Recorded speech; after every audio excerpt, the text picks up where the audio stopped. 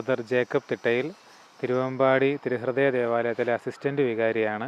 ഒരുപക്ഷെ എൻ്റെ തലമുറയിലെ തന്നെ ആൾക്കാർക്ക് ആദ്യത്തെ ഒരു അനുഭവമായിരിക്കും പോപ്പുലർ മിഷൻ ധ്യാനം എന്നത്.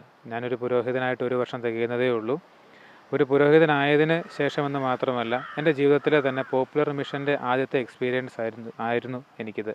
1200 മുകളിൽ വരുന്ന ഈ ഇടവകയിലെ എല്ലാ കുടുംബങ്ങളിലേക്കും നേരിട്ട് ഇറങ്ങിച്ചെന്ന് അവരെയൊക്കെ ഒരുമിപ്പിക്കാൻ, ഐക്യത്തിൻ്റെ പാതയിലേക്ക് കൊണ്ടുവരാനും ആത്മീയയുടെ പാതയിലേക്ക് നയിക്കാനും ഒരു ജീവിത നിയോഗം പോലെ ഏറ്റെടുത്ത, പോപ്പുലർ മിഷനെ ഒരു ജീവിത നിയോഗം പോലെ ഏറ്റെടുത്ത ബഹുമാനപ്പെട്ട വിൻസെൻഷ്യൻ വൈദികർക്ക് സാധിച്ചിട്ടുണ്ട്. തിരുവമ്പാടി ഇടവകയിലെന്ന് മാത്രമല്ല, ഇനിയും ലോകത്തിൻ്റെ മറ്റു പലയിടങ്ങളിലും ഒരുപാട് ആത്മാക്കളെ നേടാനായി ഈ വൈദികർക്ക് സാധിക്കട്ടെ എന്ന് ആഗ്രഹിക്കുകയാണ്, ആശംസിക്കുകയാണ്. എല്ലാവർക്കും ദൈവാനുഗ്രഹം നേരുന്നു.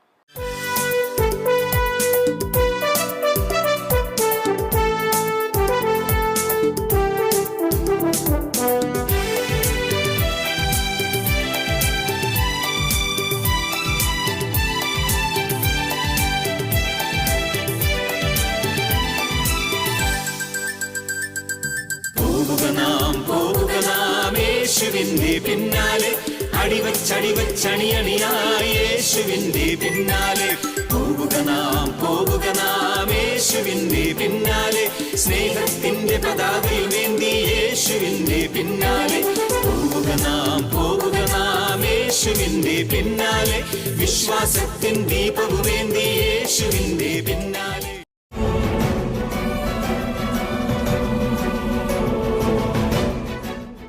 റോമാക്കാർക്ക് എഴുതിയ ലേഖനം 13-ാം അധ്യായം 11 മുതലുള്ള തിരുവചനങ്ങൾ.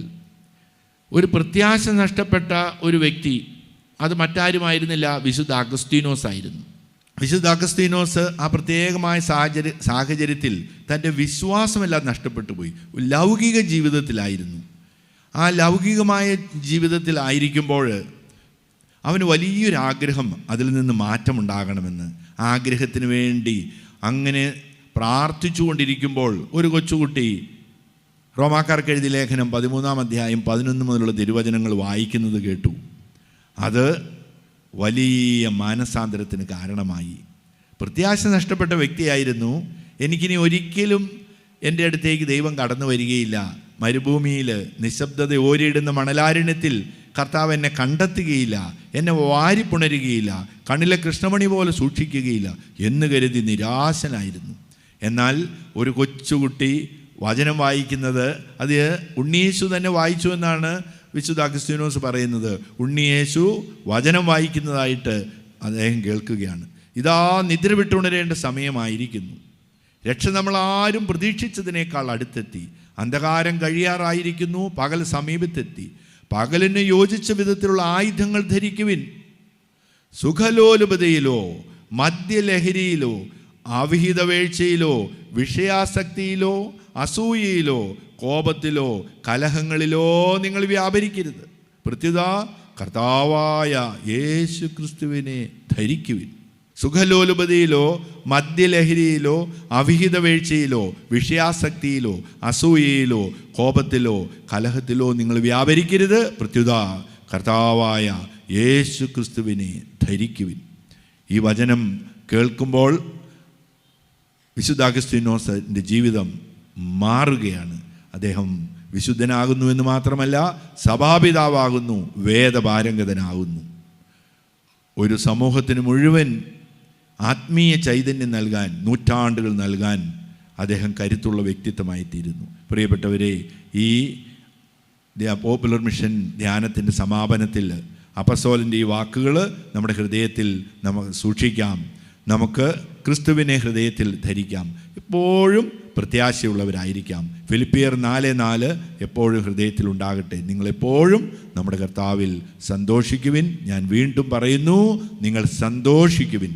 പ്രത്യാശയുള്ളവർക്ക് ഒരിക്കലും ദുഃഖമില്ല, എപ്പോഴും സന്തോഷം. ആ സന്തോഷത്തിലായിരിക്കാൻ നിങ്ങൾക്ക് സാധിക്കട്ടെ എന്ന് ആശംസിക്കുന്നു, പ്രാർത്ഥിക്കുന്നു. നമ്മുടെ പ്രിയപ്പെട്ട വൈദികരോടും പ്രിയപ്പെട്ട വികാരിയച്ഛനോടും സഹപ്രവർത്തകരോടുമെല്ലാം കൃതജ്ഞതയും ഞാൻ രേഖപ്പെടുത്തുകയാണ്. എല്ലാവരും എഴുന്നേറ്റ് നിൽക്കുകയാണെങ്കിൽ ഒരു അപ്പസ്തോലിക ആശീർവാദം നിങ്ങൾക്ക് ഞാൻ നൽകാം. കർത്താവായ ദൈവമേ, ഞങ്ങളങ്ങേ സ്തുതിക്കുന്നു, ആരാധിക്കുന്നു, മഹത്വപ്പെടുത്തുന്നു. കർത്താവേ, ഞങ്ങൾക്ക് മനോഹരമായ 6 ദിവസങ്ങൾ ഒരുക്കി തന്നല്ലോ. അവിടുത്തെ വലിയ കാരുണ്യവും സ്നേഹവും ഞങ്ങൾ അനുഭവിക്കുന്ന നിമിഷങ്ങളിലാണ്. കർത്താവെ, ഞങ്ങളുടെ എല്ലാ നിയോഗങ്ങളും സമർപ്പിക്കുന്നു. കർത്താവെ, ഞങ്ങളുടെ പാപങ്ങളും കുറ്റങ്ങളും അങ്ങ് ക്ഷമിച്ച് ഞങ്ങളെ വിശുദ്ധീകരിച്ചു. കോപത്തോടുകൂടി നീ ശിക്ഷിക്കരുതേ, കോപത്തോടുകൂടി ശാസിക്കരുതേ. ഞങ്ങൾ ദുർബലരാണല്ലോ. ഞങ്ങളുടെ ബലഹീനതകളെല്ലാം അങ്ങയുടെ കരങ്ങളിലേക്ക് സമർപ്പിക്കുന്നു. ഞങ്ങളുടെ നിയോഗങ്ങളെല്ലാം കർത്താവെ, ആത്മീയവും ഭൗതികവുമായ നിയോഗങ്ങൾ, ഞങ്ങളുടെ മനസ്സിൽ വിചാരിക്കുന്ന ഓരോ കൊച്ചു നിയോഗങ്ങൾ, അവയെല്ലാം അങ്ങയുടെ തിരുഹൃദയത്തിന് സമർപ്പിക്കുന്നു. സകല വിശുദ്ധന്മാരെ ഞങ്ങളോട് കൂടി ഉണ്ടായിരിക്കണമേ. നമ്മുടെ കർത്താവ് ഈശോ മിശിഹായുടെ കൃപയും പിതാവായ ദൈവത്തിൻ്റെ സ്നേഹവും പരിശുദ്ധാത്മാവിൻ്റെ സഹവാസവും നാം എല്ലാവരോടും കൂടി ഉണ്ടായിരിക്കട്ടെ, ഇപ്പോഴും എപ്പോഴും എന്നേക്കും. ഈശോ മിശിഹായ്ക്കും ഇപ്പോഴും എപ്പോഴും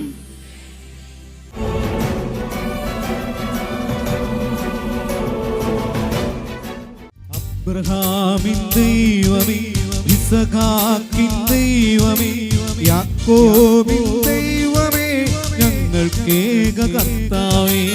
അബ്രഹാമിൻ ദൈവമേ, ഇസഹാക്കിൻ ദൈവമേ, യാക്കോബിൻ ദൈവമേ, ഞങ്ങൾക്കേക കർത്താവേ. അബ്രഹാമിൻ ദൈവമേ, ഇസഹാക്കിൻ ദൈവമേ, യാക്കോബിൻ ദൈവമേ, ഞങ്ങൾക്കേക കർത്താവേ. എല്ലാവരും അബ്രഹാമിൻ ദൈവമേ, ഇസഹാക്കിൻ ദൈവമേ, യാക്കോബിൻ ദൈവമേ, ഞങ്ങൾക്കേക കർത്താവേ. സൈന്യങ്ങൾ തൻ കർത്താവേ, ആരാധിക്കും നിൻ നാമം. സൈന്യങ്ങൾ തൻ കർത്താവേ, ആരാധിക്കും നിൻ നാമം.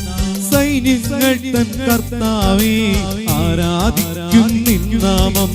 സൈന്യങ്ങൾ തൻ കർത്താവേ, ആരാധിക്കും നിൻ കരങ്ങൾ വീശി ആരാധന ആരാധന തിരുവോസ്തിരൂപൻ ആരാധന പാടിക്കേ ആരാധന ആരാധന തിരുവോസ്തിരൂപൻ ആരാധന. എല്ലാ ദൈവമക്കളും ആരാധന ആരാധന തിരുവോസ്തിരൂപൻ ആരാധന. ഒരിക്കൽ കൂടെ ആരാധന ആരാധന തിരുവോസ്തിരൂപൻ ആരാധന. രണ്ട് കരമുടിയെത്തി എന്റെ ഈശോയെ ഒറ്റ വിളി അങ്ങ് വിളിച്ചേ. സ്വരമുയർത്തി വിളിച്ചോ. അബ്രഹാമിന്റെ ഇസഹാക്കിന്റെ യാക്കോബിന്റെ ദൈവമായ കർത്താവിനെ എല്ലാവരും പ്രിയരെ, ആത്മാവ് വന്നു കഴിഞ്ഞപ്പോൾ വചനത്തിന്റെ അർത്ഥം എന്താണ്, വചനത്തിന്റെ അഭിഷേകം എന്താണ് എന്ന് അവർക്ക് ബോധ്യമായി. അന്ന് വരെ യേശു ക്രിസ്തു എൻ്റെ കൂടെ അവർ നടന്നു. യേശു വചനം പറഞ്ഞപ്പോൾ ഉപമകളിൽ സംസാരിച്ചപ്പോൾ ശിഷ്യന്മാർ തന്നെ ചോദിക്കുന്നുണ്ട്, നീ ഉപമകളിലൂടെ സംസാരിക്കുന്നു, ഞങ്ങൾക്ക് മനസ്സിലാകുന്നില്ല, ഞങ്ങൾക്ക് വ്യാഖ്യാനിച്ചു തരൂ. ഇങ്ങനെയുള്ളൊരു ശിഷ്യന്മാർ ആത്മാവോട് നിറഞ്ഞു കഴിഞ്ഞപ്പോൾ അപ്പോസ്തലരുടെ 2-ാം അധ്യായം 5 തുടങ്ങി വായിച്ചാൽ നമുക്ക് കാണാൻ പറ്റും, അവർ ധൈര്യപൂർവ്വം എഴുന്നേറ്റ് നിന്ന് ചാടി എഴുന്നേറ്റ് പ്രസംഗിക്കാൻ തുടങ്ങി. ഒന്ന് ഹല്ലേലൂയ പറയോ. എന്താ ആത്മാവ് വരുമ്പോൾ ഉണ്ടാകുന്ന അനുഭവമാണ് ഈ ധ്യാനത്തിലൂടെ വചനങ്ങൾ കേട്ട് നിങ്ങൾ. ഞാൻ ഓർക്കുക, ഞാൻ ഇവിടെ ധ്യാനിപ്പിച്ചത്, ഞാൻ ആദ്യ ദിവസം കുഞ്ഞുങ്ങളോട് പറഞ്ഞ, മക്കളെ ഞങ്ങൾ പറയുന്ന വചനങ്ങൾ നിങ്ങൾ എഴുതി വയ്ക്കുക. ഏറ്റവും കൂടുതൽ വചനം എഴുതുന്നവർക്ക് സമ്മാനമുണ്ട്. ഇന്ന് ആ സമ്മാനം കൊടുക്കാൻ വിളിച്ചപ്പോൾ എന്നെ തന്നെ അതിശയിപ്പിച്ചൊരു കാര്യം, ഒരു കൊച്ചുകുട്ടി ഞാനിവിടെ സ്റ്റേജിൽ പറഞ്ഞ 170 വചനങ്ങൾ അവൻ എഴുതി കൊണ്ടുവന്നായിരുന്നു. Praise the Lord. ഈ സെന്ററിൽ ധ്യാനിച്ചവർക്ക് അതറിയാം, അവരതിന് സാക്ഷികളാണ്. നോക്കിക്കേ, ഒരു കുഞ്ഞ് ആത്മാവിൻ്റെ നിറവിൽ നിന്ന് ഞങ്ങൾ പറഞ്ഞ 170 വചനങ്ങൾ എഴുതി അവൻ കൊണ്ടുവന്ന് എന്നെ കാണിച്ചു തന്നു. അത് പ്രിയമുള്ളവര്, നമ്മൾ ദൈവസന്നിധിയിൽ പ്രാർത്ഥിക്കുമ്പോൾ, ആത്മാവിൻ്റെ നിറവുണ്ടാകുമ്പോൾ വചനം വായിക്കാൻ, വചനം എഴുതാൻ, വചനം പറഞ്ഞ് പ്രാർത്ഥിക്കാൻ കൃപ കിട്ടും. വചനത്തിൻ്റെ അർത്ഥമെന്ത്, അതിൻ്റെ വ്യാഖ്യാനമെന്ത് നമുക്ക് മനസ്സിലാക്കാൻ കഴിയും.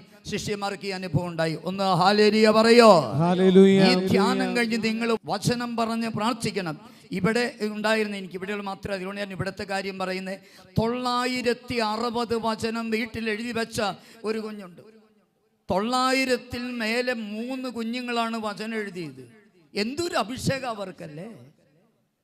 നിങ്ങൾക്കും ഇത് സാധിക്കണം.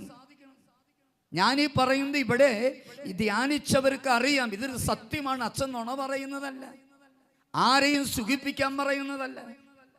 ഒന്ന് ഹല്ലേലൂയ പറയോ. ഹല്ലേലൂയ പറയോ.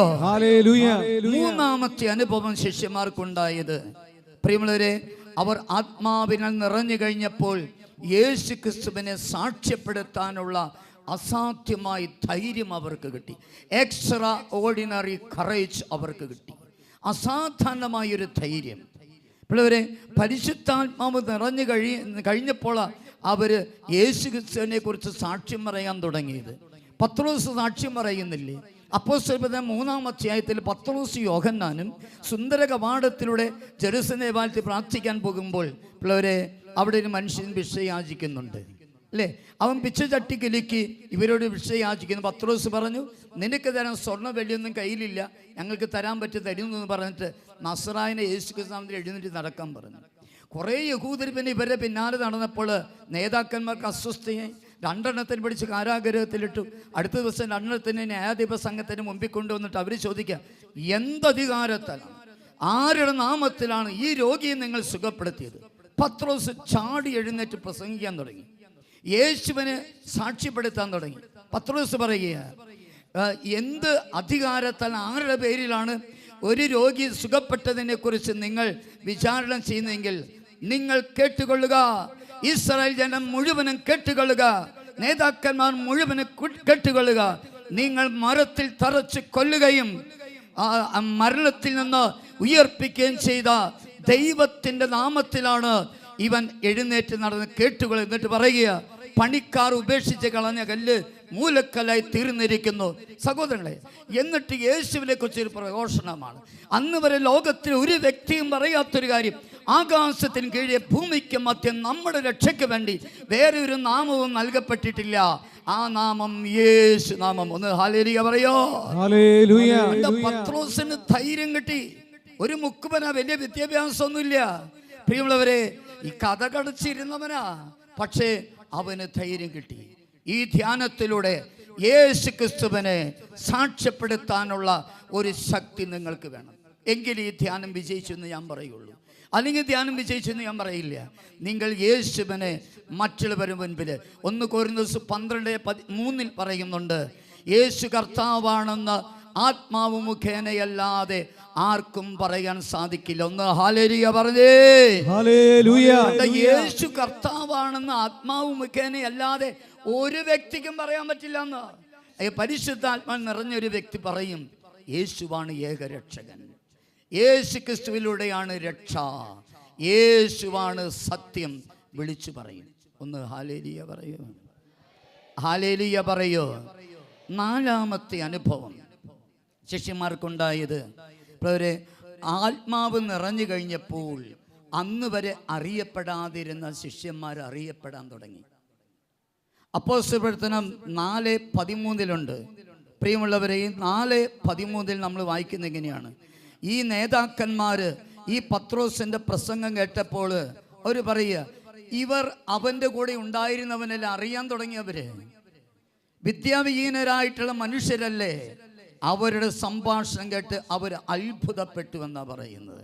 എന്ന് പറഞ്ഞാൽ ആത്മാവിൽ നിറഞ്ഞ ഒരു വ്യക്തിയെ മറ്റുള്ളവർ തിരിച്ചറിയാൻ തുടങ്ങും. ഇവൻ ക്രിസ്തു ശിഷ്യനാണ്, ഇവനൊരു യഥാർത്ഥ ക്രിസ്ത്യാനിയാണ്.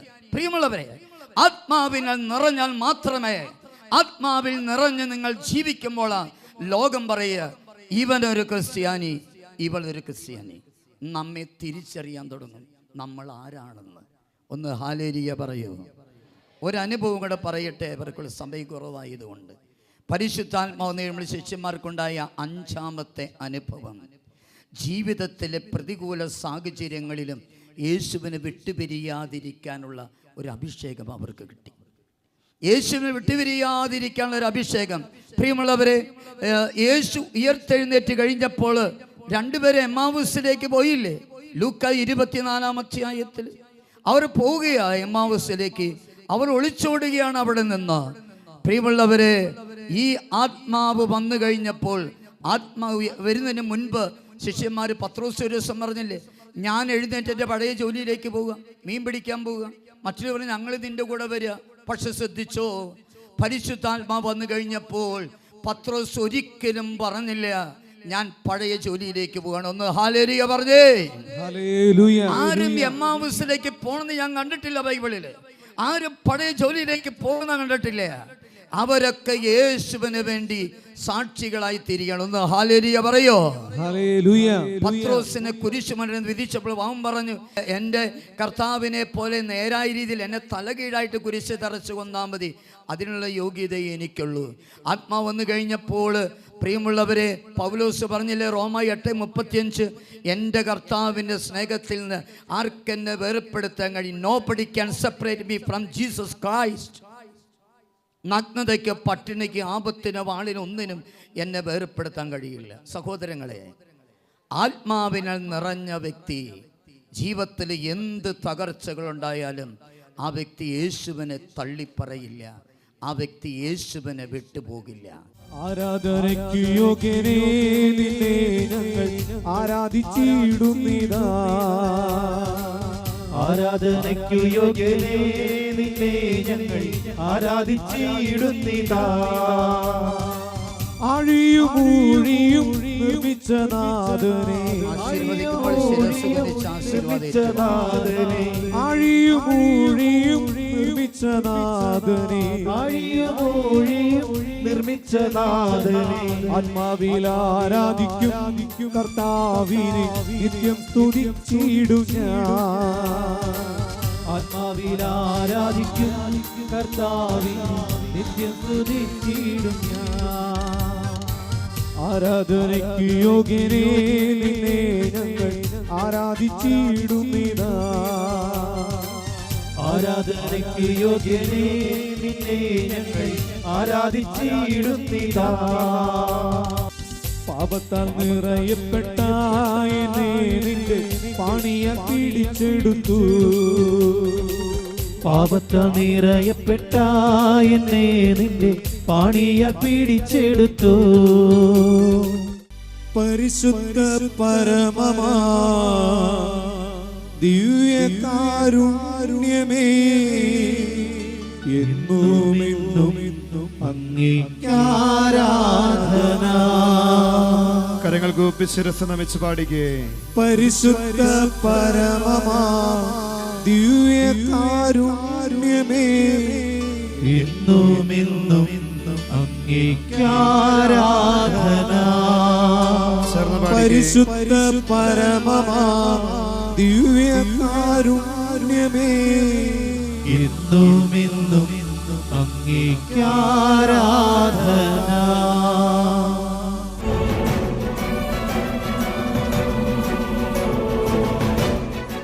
പേര് അലക്സ് തോമസ് എന്നാണ് പേര്. പുരയിടത്തു നിന്നാണ് വീട്ടുപേര്. ഞാനിവിടെ KCM-ന്റെ പ്രതിനിധിയാണ്. അതോടൊപ്പം ഈ ധ്യാനത്തിൻ്റെ വോളണ്ടിയറിൽപ്പെട്ട ഒരാളും കൂടിയാണ്. ഈ ധ്യാനം 20 വർഷത്തിൽ ഒരിക്കലാണ്. ഇപ്പോൾ 2005-ലാണ് ആദ്യം നടന്നത്. ഇത് രണ്ടാമത്തെ പോപ്പുലർ മിഷൻ ധ്യാനമാണ് തിരുവമ്പാടി ഇടവയിൽ, ഫ്രോണ ഇടവയിൽ നടക്കുന്നത്. നല്ലൊരു അനുഭവമാണ് ഞങ്ങൾക്ക് ഇടവക്കാർക്ക് ഉണ്ടായിട്ടുള്ളത്. നല്ലൊരു ആത്മീയ കാര്യങ്ങളും ആയ കുറച്ച് കാര്യങ്ങൾ ജോജോ അച്ഛനും മറ്റ് അച്ഛന്മാരും ഇടവക്കാർക്ക് പറഞ്ഞു കൊടുത്തിട്ടുണ്ട്. എങ്ങനെ ജീവിതത്തിൽ നല്ല കാര്യങ്ങൾ ചെയ്യണം, അതിലൂടെ മുന്നോട്ട് പോകണമെന്നുള്ള കാര്യങ്ങളൊക്കെ അച്ഛൻ ഞങ്ങൾക്ക് നേരത്തെ പറഞ്ഞു തന്നു. അതോടൊപ്പം എല്ലാം ഇടവക്കാരെല്ലാം ഒരു മനസ്സോടെ ഈ പരിപാടിയിൽ സഹകരിക്കുകയും ഞങ്ങൾ ഈ പറയുന്ന ആത്മീയ കാര്യങ്ങളിൽ പങ്കെടുക്കുകയും ചെയ്തു. 20 വർഷത്തിൽ ഒരിക്കൽ കിട്ടുന്ന അനുഭവമായതുകൊണ്ട് എല്ലാവരും സാധാരണ ഒരു ധ്യാനത്തിലുണ്ടാകുന്നേക്കാൾ ഒരു കൂടുതൽ ആൾക്കാർ, 4 കൂടുതൽ ആൾക്കാർ, 1 കൂടുതൽ ആൾക്കാർ ഈ പറയുന്ന ധ്യാനത്തിലുണ്ടായിരുന്നു. അതൊരു വല്ലാത്തൊരു ദൈവാനുഭവം തന്നെയാണ് എല്ലാവർക്കും കിട്ടിയത്.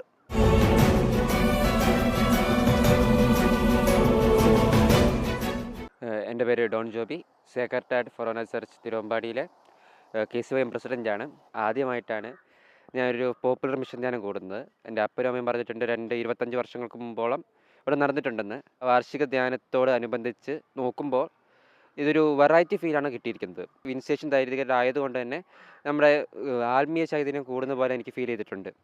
അപ്പോൾ ഇത് നമുക്ക് വേണ്ടി ഒരുക്കി തന്ന ഞങ്ങളുടെ വികാരിയച്ഛനും കൊച്ചച്ഛനും പിന്നെ ഇവിടെ വന്ന നമ്മുടെ 10ഓളം വരുന്ന ഇനിഷ്യേഷൻ വൈദികർക്കും ഞാൻ നന്ദി രേഖപ്പെടുത്തുന്നു.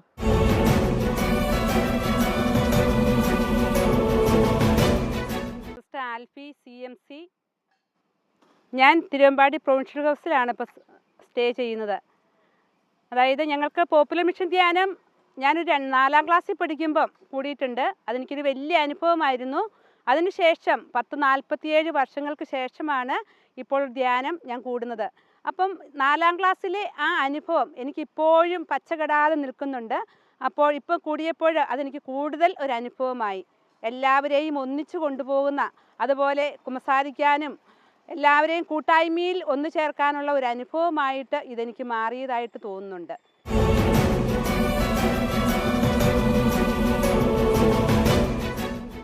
എൻ്റെ പേര് സിസ്റ്റർ ഗ്രേസി ജോസഫ്, ആൻസിലെ സെക്കുലർ ഇൻസ്റ്റിറ്റ്യൂട്ട്, തിരുവമ്പാടി. ഞാൻ തിരുവമ്പാടി സേക്രഡ് ഹാർട്ട് ഫൊറേന ചർച്ചിലെ ഒരു അംഗമാണ്. എൻ്റെ സ്വന്തം നാട് പാലായിലാണ്. ഞങ്ങൾ 8 സഹോദരിമാർ ഈ ഇടവകയിൽ സേവനം ചെയ്യുന്നുണ്ട്. ഇപ്പോൾ പ്രത്യേകമായിട്ടും ഈ ഇടവകയിലെ പോപ്പുലർ മിഷൻ ധ്യാനം നടന്ന ഒരു വലിയ ദൈവിക അനുഭവത്തിലാണ് ഞങ്ങളെല്ലാവരും. വളരെ സന്തോഷകരമായി, വളരെ വിജയകരമായി, ദൈവാനുഗ്രഹപ്രദമായി നടന്ന ഈ പോപ്പുലർ മിഷൻ ധ്യാനം ഞങ്ങൾക്കായിട്ട് ഒരുക്കി തന്നത് ഞങ്ങളുടെ പ്രിയ ബഹുമാനപ്പെട്ട തോമസ് നാഗപ്പറമ്പിലച്ഛൻ, ഇടവകയുടെ വികാരി അച്ഛൻ, കൊച്ചച്ഛനും ചേർന്ന് ഒരുക്കിയ ഈ സ്നേഹവിരുന്ന് എല്ലാവരും ആവോളം ആസ്വദിച്ചു. എല്ലാവർക്കും ഒരുപാട് ദൈവാനുഗ്രഹങ്ങൾ കിട്ടിയതായിട്ട് അറിയാനും പറയുകയും ചെയ്തിട്ടുണ്ട്. അപ്പോൾ നടത്തിയത് വിൻസെൻഷ്യൻ സഭാംഗങ്ങളാണ് ഞങ്ങൾക്ക് വേണ്ടി ധ്യാനം നയിച്ചത്. ഇടവക ജനങ്ങൾ എല്ലാവരും വളരെ സന്തോഷത്തോടെ സ്വീകരിക്കുകയും ഈ ഒരു അനുഭവമായിട്ടത് മാറുകയും ചെയ്തു. എല്ലാവരും ഒന്നിനൊന്നിന് ആകാംക്ഷയോടും വളരെ സ്നേഹത്തോടും സൗഹൃദത്തോടും പങ്കുവയ്ക്കലുകളും അതുപോലെ തന്നെ പുലർകാലങ്ങളിൽ ഉണർന്ന് ഈ പള്ളിയിലേക്ക് ഓടിയെത്തുകയും ഈ ധ്യാനം സശ്രദ്ധം ഒരു വിഷമങ്ങളും കൂടാതെ, ആർക്കൊരു ബുദ്ധിമുട്ടും ഉണ്ടാകാതെ, ആരും ഒരു അലോസരപ്പെടുത്താതെ ഈ ധ്യാനം നടന്നു എന്നത് വളരെ ഇതിൻ്റെ വിജയത്തിന് നന്ദി കുറിക്കുന്ന ഒന്നായിട്ട് കാണാൻ കഴിഞ്ഞു.